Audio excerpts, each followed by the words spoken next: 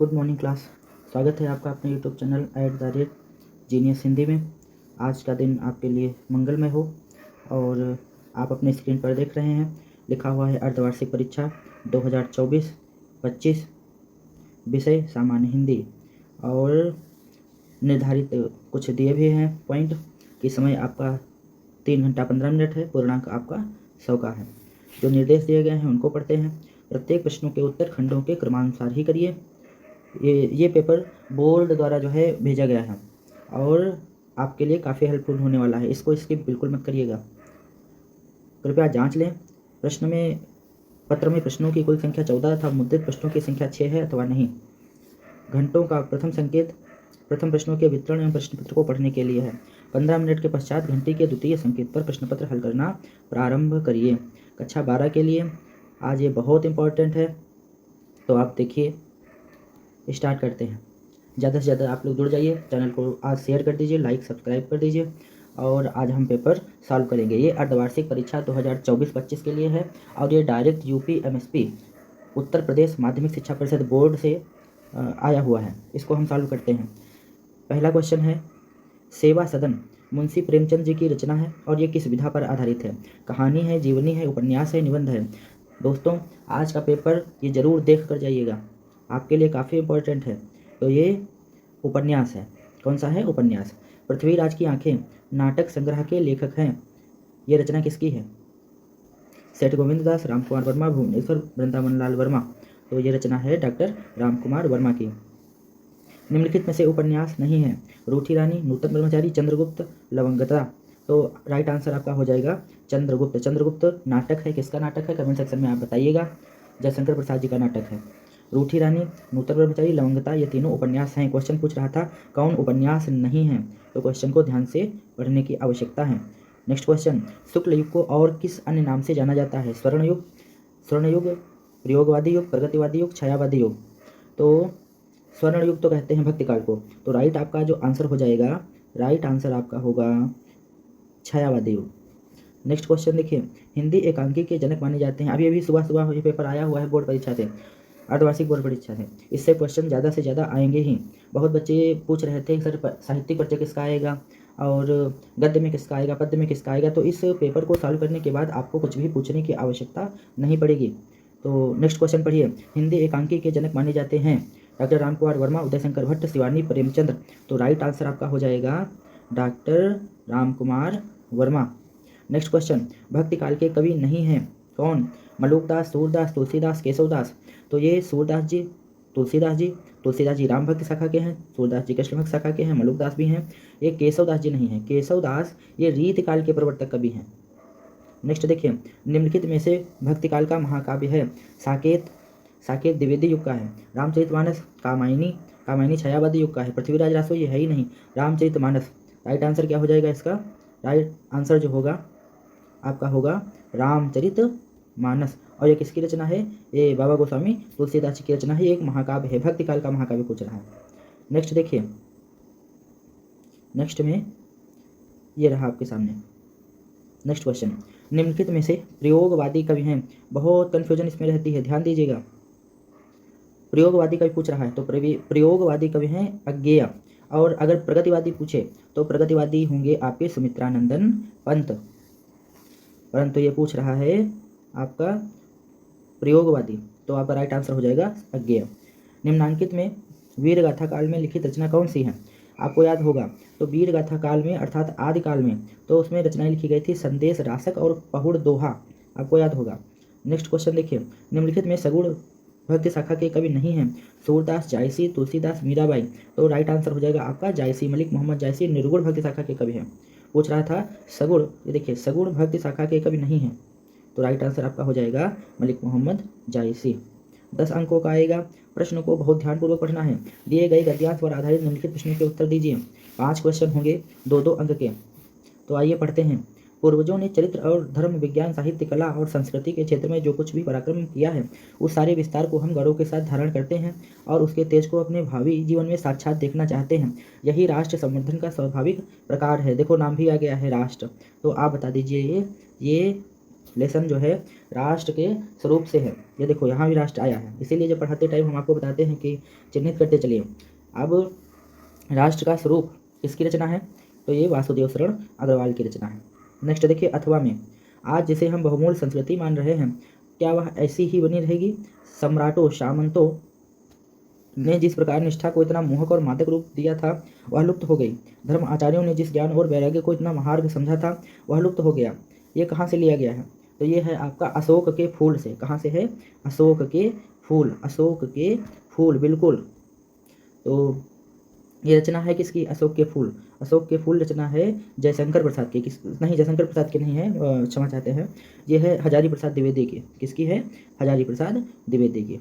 Next देखिए, next question number 4, दिए गए पद्यांश पर आधारित निम्नलिखित प्रश्नों के उत्तर दीजिए। ये कहाँ से लिया गया है आपको बताना है। यदि मैं उकसाई गई भरत से हो, देखो भरत का नाम आ गया है, तो पति समान ही स्वयं पुत्र भी खोऊं।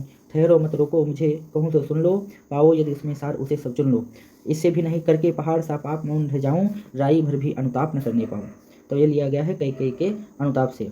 इसके कवि कौन है, तो कवि आपको कमेंट सेक्शन में बताना है कि कैकेयी के अनुताप के कवि कौन है, तो है मैथिली शरण गुप्त जी। नेक्स्ट देखिए, अथवा कौन हो तुम बसंत के दूत, बृहस्पति पतझड़ में अति सुकुमार, घनते विध में चपला की रेख, तपन में शीतल मंद बयार। ये किसकी रचना है? ये रचना है आपकी श्रद्धामन। कहाँ से लिया गया है? श्रद्धामन। और श्रद्धामन कहाँ से है? ये कामायनी महाकाव्य के अष्टम सर्ग से लिया गया है। किसकी रचना है ये आपको बताना है। श्रद्धामन किसकी रचना है? तो जयशंकर प्रसाद की रचना है। नेक्स्ट देखिए, बहुत बच्चों का काफ़ी मतभेद था बहुत पूछ रहे थे कहाँ से आएगा साहित्यिक परिचय और कौन कौन से आएंगे, तो बिल्कुल 101% इसी में से आएगा। कौन कौन, ये देख लीजिए, वासुदेव शरण अग्रवाल, कन्हैयालाल मिश्र प्रभाकर, डॉक्टर हजारी प्रसाद द्विवेदी, बिल्कुल आएंगे ही आएंगे। और नेक्स्ट क्वेश्चन, निम्नलिखित में से किसी एक कवि का साहित्यिक परिचय उनकी कृतियों से ही लिखिए। तो मैथिली शरण गुप्त हो गए, जयशंकर प्रसाद हो गए और सुमित्रानंदन पंत हो गए। इनमें से आपको मिलेंगे और आपको लिखना भी पड़ेगा। नेक्स्ट क्वेश्चन देखिए, ध्रुव यात्रा अथवा पंचलाइट कहानी के उद्देश्य को अपने शब्दों में लिखिए। क्वेश्चन को ध्यान से पढ़ना, क्या पूछ रहा है? उद्देश्य पूछ रहा है, कथानक नहीं पूछ रहा है। अथवा पंचलाइट कहानी का कथावस्तु संक्षेप में लिखिए। अधिकतम आपको 80 शब्दों में लिखना है, 5 अंकों का है, निर्धारित है। नेक्स्ट उसके बाद ये देखिए आपके स्क्रीन पर क्वेश्चन नंबर 7। क्वेश्चन नंबर 7 क्या कह रहा है? स्वपठित खंड काव्य के आधार पर किसी एक प्रश्न का उत्तर दीजिए। कितने अंकों का है? 5 अंकों का है। प्रमुख पात्र की चारित्रिक कोई 4 विशेषताएं लिखिए। वही पूछ रहा है कि खंड काव्य के आधार पर नायक का चरित्र चित्रण। खंड काव्य की कथावस्तु संक्षेप में लिखिए, आपको जो है सारांश बताना है। नेक्स्ट देखिए क्वेश्चन नंबर 8, दिए गए गद्यांशों में से किसी एक का संदर्भ हिंदी भाषा में अनुवाद कीजिए। तो हेडिंग इसमें क्या बनेगी? एक हेडिंग बनेगी आपकी संदर्भ की, क्या बनेगी? संदर्भ की, और दूसरी हेडिंग बनेगी अनुवाद की। भावार्थ व्याख्या बिल्कुल मत लिखिएगा। कहाँ से लिया गया है, किस लेसन से लिया गया है, आइए पढ़ते हैं। संस्कृत साहित्यम सरसम व्याकरण च निश्चितम, तस्य गद्य पद्य च ललित्यम, भावबोध सामर्थ्यम अद्वितीयम तुतिम आरुध्यम च वर्तते। ये कहाँ से लिया गया है? यह है आपके संस्कृत भाषायाम महत्वम से। कहाँ से लिया गया है? संस्कृत भाषायाम महत्वम। कहाँ से? संस्कृत भाषायाम महत्वम। नेक्स्ट देखिए, मोस्ट इंपॉर्टेंट, अतीते प्रथम कल्पे चतुष्पदाः सिंहम राजानाम अकुर्वन् मत्स्याः आनन्दमस्यं सुपुण्याः सुवर्णहंसं तस्य पुनः सुवर्णराजहंसं दुहिता हंसपोतिका तीव्र रूपवती आसीत। ये कहाँ से लिया गया है? तो ये आपके है जातक कथा से। कहाँ से लिया गया है? ये लिया गया है जातक कथा से। कहाँ से? जातक कथा से। उलूक जातम से नहीं है, ये नृत्य जातम से है। नेक्स्ट देखिए, 7 अंक मिलते हैं आपके स्क्रीन पर लिखा हुआ है। 2 अंक मिलते हैं संदर्भ के, 5 अंक मिलते हैं हिंदी अनुवाद के, तो छोड़कर बिल्कुल मत आइएगा। नेक्स्ट देखिए, दिए गए श्लोकों में से किसी एक का संदर्भ हिंदी में अनुवाद कीजिए। बच्चे बड़ा परेशान रहते हैं, सर इसको हम गद्य लिखें कि पद्य लिखें, तो आप सीधे सीधे श्लोक लिख सकते हैं। प्रस्तुत श्लोक हमारी पाठ्य पुस्तक से, ऐसे आप संदर्भ लिख सकते हैं। हेडिंग संदर्भ और हिंदी अनुवाद की ही बनेगी। 7 अंकों का है, 2 अंकों का आपको संदर्भ और 5 अंकों का क्या होगा? हिंदी अनुवाद होगा। बताइए कहाँ से लिया गया है? नमे रोचते भद्रम अवलोकस्य विशेषणम अक्रुद्ध से मुखम पश्य कथम क्रुद्धो भविष्यति। तो ये लिया गया है आपके जातक कथा से। कहाँ से लिया गया है? जातक कथा से, उलूक जातम से। जातक कथा के उल्लूक जातम से। इसका अर्थ क्या होगा? अर्थ उल्टा निकलेगा, उल्लूकस्य अभिषेचनम, अर्थात उल्लू का अभिषेक करना न भद्रम, हमें कल्याणकारी नहीं लगता है, न मे रुचते, मुझे पसंद नहीं है, आक्रोधम पश्चिमुखम, बिना क्रोध के इसका मुख देखो, कथम क्रोधो भविष्यति, जब यह क्रोधित हो जाएगा तब इसका मुख कैसा होगा। नेक्स्ट देखिए, भाषा मुख्या मधुरा दिव्या गिरवाण भारती तस्या ही मधुरम काव्यम तस्माद अभिसुभाषितम, अथवा लगा हुआ है तो अथवा में या तो ये करना है और या तो ये करना है, ये करना है तो ये नहीं करना है, और ऊपर वाला करना है तो नीचे वाला नहीं करना है। नेक्स्ट देखिए, अर्थ उल्टा निकलेगा। गिरवाण भारती का मतलब होता है संस्कृत भाषा।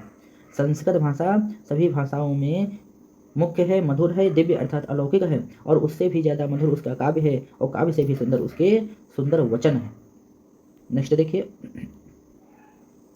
क्वेश्चन नंबर 9, निम्नलिखित मुहावरों और लोकोक्तियों में से किसी एक का अर्थ लिखकर वाक्य प्रयोग करना है।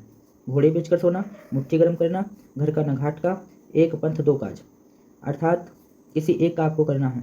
घोड़े बेचकर सोना अर्थात बिना चिंता के सो जाना, और मुट्ठी गर्म करना इसका मतलब होता है रिश्वत देना, घर का न घाट का अर्थात कहीं का न रहना। नेक्स्ट देखिए, पठित आपठित आपको स्वयं करना होगा। प्राचीन भारत अनेक राज्यों में विभक्त था, राजागण स्वच्छाचारी न थे, इसको पढ़कर आपको प्रश्नों के उत्तर देने होंगे। ये देखिए, 3 प्रश्नों के उत्तर आपको देने होते हैं, 2 नंबर के 2 होते हैं और 1 नंबर का 1 होता है। तो शब्द युग्मों का सही अर्थ चयन करके लिखना है। यहाँ से धरा धारा का अर्थ क्या होगा? पृथ्वी और जल प्रवाह, पृथ्वी और आकाश, आकाश और पाताल, सूर्य और चंद्रमा, तो इसका राइट आंसर होगा पृथ्वी और जल प्रवाह। कुल और कूल, नेक्स्ट है कुल और कूल, तो पहला आंसर हो जाएगा वंश और किनारा, सब और आवाज़, ध्वनि और शीतल, वंश और शीतल, तो हो जाएगा वंश और किनारा। कूल का मतलब होता है कादम्बिनी, वो कहते नहीं यमुना के कूल, कूल मतलब किनारा होता है। नेक्स्ट देखिए, एक शब्द के 2 सही शब्द अर्थ बताने हैं। मैंने आपको पढ़ाया भी था, फिर से देख लीजिए। शब्दों में से किसी एक शब्द के 2 अर्थ सही अर्थ लिखना है। मधु, मधु का क्या अर्थ होता है? एक मधु का अर्थ होता है शहद, एक मधु का अर्थ क्या होता है? शहद, और दूसरे मधु का अर्थ क्या होता है? दूसरे मधु का अर्थ होता है वसंत। क्या होता है? वसंत, ये ऋतु वाला। और दूसरा देखिए योग, योग, नेक्स्ट देखिए यहाँ पर योग, एक योग का शब्द होता है, एक योग का अर्थ होता है जोड़, और दूसरे योग का अर्थ होता है व्यायाम, जो बाबा रामदेव करते हैं। नेक्स्ट देखिए, निम्नलिखित वाक्यांशों के लिए एक सही शब्द चयन करके लिखे। देखिए, आपको हम बिल्कुल सही 2024 और 25 का ही मॉडल पेपर सॉल्व करा रहे हैं अर्धवार्षिक परीक्षा का। अगर पेपर पुराना होता तो उसमें संधियाँ पूछी गई होती, सामान्य हिंदी से संधियाँ समास हटा दिए गए हैं, इसीलिए पठित और अपठित लेकर के आए हैं, बिल्कुल आपके पैटर्न पर ही है। निम्नलिखित वाक्यांशों के लिए सही शब्द चयन करके लिखना है आपको। पैरों से एक का आपको सही करना है। पैरों से जल पीने वाला, पददलित, पादप, पदत्राण, पादस्पर्शी। नेक्स्ट देखिए, जो सामान्य नियम के विरुद्ध हो, अनियम, अपवाद, विनियम, सनियम, तो ये आंसर हो जाएगा आपका अपवाद। कोई आपको एक करना था, तो आंसर क्या हो जाएगा? अपवाद। नेक्स्ट देखिए, इन्हीं 2 शब्दों का वाक्यों को शुद्ध करके लिखें। भगत सिंह का देश सदा आभारी रहेगा, तो भगत सिंह के बलिदान का देश सदैव आभारी रहेगा। या नेक्स्ट देखिए, 2 करने हैं, देखिए 2-2 4 होता है, तो 2-2 4 होता है नहीं, 2-2 4 होते हैं। क्या हो जाएगा? होते हैं। और नेक्स्ट देखिए, सम्मेलन में कवित्री ने भाग लिया, तो हो जाएगा सम्मेलन में कवित्री। क्या हो जाएगा? कवित्री, कवियत्री, तो ये जो कवित्री है तो कवियत्री हो जाएगा, कवित्री ने भाग लिया। नेक्स्ट देखिए, क्वेश्चन नंबर 12, क्वेश्चन नंबर 12 क्या कह रहा है? श्रृंगार अथवा जब लग जाता है तो या तो ये करना होता है दोनों में से, और या तो ये करना होता है। ये करिएगा तो ये नहीं करिएगा, ये करिएगा तो ये नहीं करिएगा। श्रृंगार रस अथवा हास्य रस की उदाहरण सहित परिभाषा लिखना है आपको। और यमक अथवा उत्प्रेक्षा अलंकार का उदाहरण परिभाषित कीजिए। दोहा अथवा सोरठा छंद को उदाहरण सहित परिभाषित कीजिए। दोहा काफ़ी बच्चे गलत लिखते हैं, दोहे में मात्राएं उल्टा लिख देते हैं, ऐसे सीखिए। दोहे चरण में 4 चरण होते हैं, यहाँ बना लीजिए ऐसे, और पहले और तीसरे चरण में 13-13 मात्राएं होती हैं, दूसरे और चौथे चरण में 11-11 मात्राएं होती हैं। टोटल कितनी होती हैं? 13 + 11 = 24। आप इसको कैसे याद करोगे? आप इसको याद करेंगे, देखिए बता रहे हैं अभी, पहले हम डिलीट कर दें। हमने लिखा पहले और तीसरे चरण में, पहला और तीसरा एक साथ लिख देना, जो संख्या बन जाती है उतनी ही मात्राएं होती हैं। कितनी? 13। नेक्स्ट देखिए, most important question number 13। Question आज का जो सेशन है काफ़ी इम्पॉर्टेंट है और आप कमेंट सेक्शन में बता करके ही जाइएगा कि आपको ये सेशन कैसा लगा। नगर निगम अध्यक्ष अथवा ग्राम प्रधान को अपनी बस्ती की गंदगी की स्वच्छता के संदर्भ में शिकायत पत्र लिखिए, 6 अंक का आएगा। और आपको किसके नाम लिखना है, तो देखिए 2 नाम यहीं पर दे दिए गए हैं। एक आया है नगर निगम अध्यक्ष के नाम और दूसरा आया है ग्राम प्रधान। ये लिखना है तो ग्राम प्रधान की नहीं लिखना है, ग्राम प्रधान की लिखना है तो नगर निगम की लिखना है, किसी एक के नाम पर लिखना है। अथवा दूसरा देखिए, अगर अथवा में ये आप कर रहे हैं तो ये नहीं करेंगे, और ये कर रहे हैं तो ये नहीं करेंगे। अपनी प्रिय पुस्तक मंगाने के लिए प्रकाशक को पत्र लिखिए, तो जो आपको पढ़ाया गया हो वो आप करिएगा। Question number last 14। Question number 14 क्या कह रहा है? निम्नलिखित विषयों में से किसी एक विषय पर अपनी भाषा शैली में निबंध लिखिए। देशाटन से लाभ। देशाटन मतलब होता है देश में पर्यटन करने से क्या लाभ होता है। खेलकूद का महत्व, इम्पोर्टेंस ऑफ स्पोर्ट, खेलकूद से हमारा शरीर स्वस्थ होगा। यही सब आपको लिखना है और आप हेडिंग वाइज ही लिखेंगे। पहली हेडिंग रहेगी प्रमुख स्मरणीय बिंदु, और उसके बाद उसके अंदर जो आपको लिखना है प्रस्तावना और हेडिंग, तो लास्ट में उपसंहार जरूर लिखिएगा। वृक्षारोपण की उपयोगिता, नई शिक्षा नीति। नई शिक्षा नीति जैसे अब हम NCERT पढ़ रहे हैं, तो नई शिक्षा नीति के लिए सरकार क्या कर रही है, पहले की शिक्षा और अब की शिक्षा में क्या अंतर है, ये आपको बताना है। तो आपको ये कैसा लगा आप कमेंट सेक्शन में हमको आप जरूर बताइएगा। ये देखिए कोई भ्रामक चीज़ नहीं है, आपके सामने बिल्कुल ओरिजिनल ये लिखा हुआ है। अर्धवार्षिक परीक्षा, ये आपके सामने लिखा हुआ है, आ नहीं रहा है। अर्धवार्षिक परीक्षा 2024-25 हमने आपको स्टार्टिंग में ही दिखाया था। तो आप कमेंट सेक्शन में बताइएगा कि आपको ये पेपर कैसा लगा, और आप इसको ज़रूर एक बार देख करके जाइएगा। इसी में से क्वेश्चन आएंगे और साहित्यिक परिचय तो बिल्कुल पक्का ही आएंगे। एक बार फिर से सभी के प्रति हृदय से आभार, सभी को आशीर्वाद, सबका पेपर बहुत अच्छा हो और सब अच्छे अंकों से उत्तीर्ण हो। बहुत बहुत धन्यवाद। मिलते हैं नेक्स्ट वीडियो में।